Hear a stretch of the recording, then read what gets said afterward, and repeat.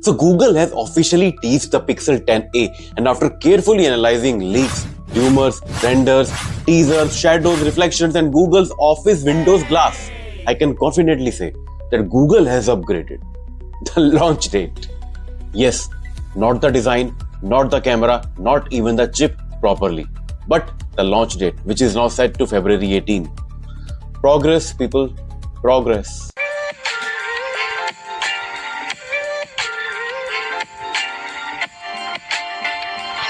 Let's talk about the design because this is where things get interesting, or actually uninteresting in a very interesting way.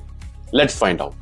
If you have seen renders, you will know that both devices look identical. I mean, if you kept both the phones on the table, even Google employees will need IMEI numbers and they need to check out the About section to find out which is the latest Pixel 10a. That's how similar they look. No camera bump, flat back and clean minimal design, which is actually a good thing. Basically the same phone that doesn't wobble on a table, doesn't scream for attention and doesn't try to become a spaceship. Now we also get some new colors. Obsidian, which is default NPC black. Fog, white but premium sounding white. Lavender for aesthetic aesthetic people. And berry, Google finally discovered fruit. So this new berry color, it's going to be very interesting, and I believe it's a very bold decision from Google in the hardware department since removing the jack from the Pixel 2 lineup. So I'm really looking forward to this new berry color. Now here comes the part where most tech reviewers pretend to be shocked.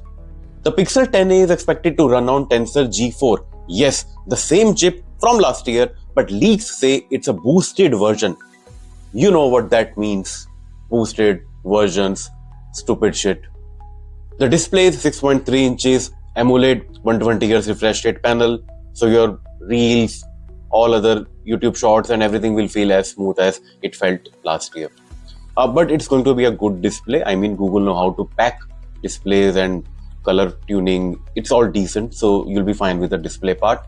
About the battery, so it's a 5100 mAh battery cell and 23 watt fast charging. I know we are in 2026 and it's 23 watt fast charging, so let me simplify it for you. 2 days battery backup with 5100 mAh battery cell and 2 hours for charging. So it's a classic Pixel energy balance. 2 days battery life, 2 hours charging required. It's not going to go down, I think, not with Pixel 10a. You will still need 2 hours to charge your device from 0% to 100%. But don't charge it to 100%, keep it at 99%. That's gonna give you a better overall battery life for your device. Storage 128 and 256 gig. Don't buy 128 because Google Photos will emotionally blackmail you into buying Google storage anyways. So just go for 256. Make it a standard for all your devices now, especially with Google Pixel devices. Now camera.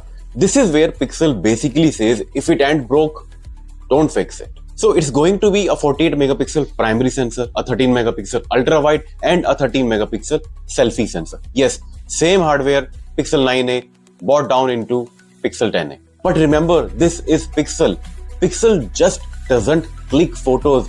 It creates poetry with photons, especially with the still photography. As far as still photography is concerned, I am assured that Pixel 10a is going to be a good value flagship smartphone when it comes down to still photography. For videos, I cannot say the same thing.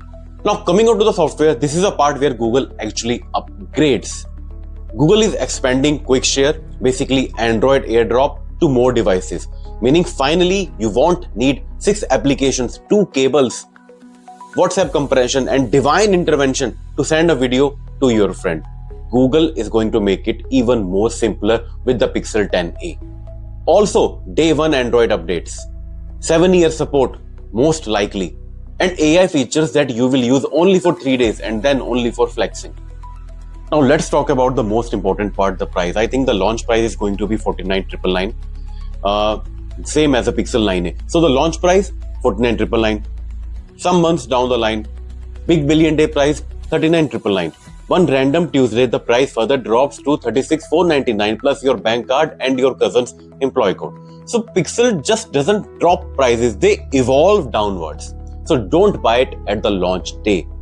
So let me summarize it for you. Google Pixel 10a is not going to be about innovation, it's going to be about refinements. With Google Pixel 10a, Google is not trying to impress you, it's trying not to further annoy you.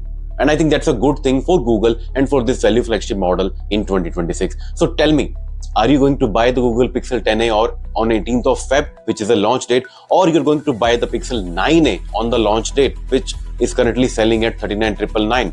Let me know in comments and don't forget to subscribe my YouTube channel.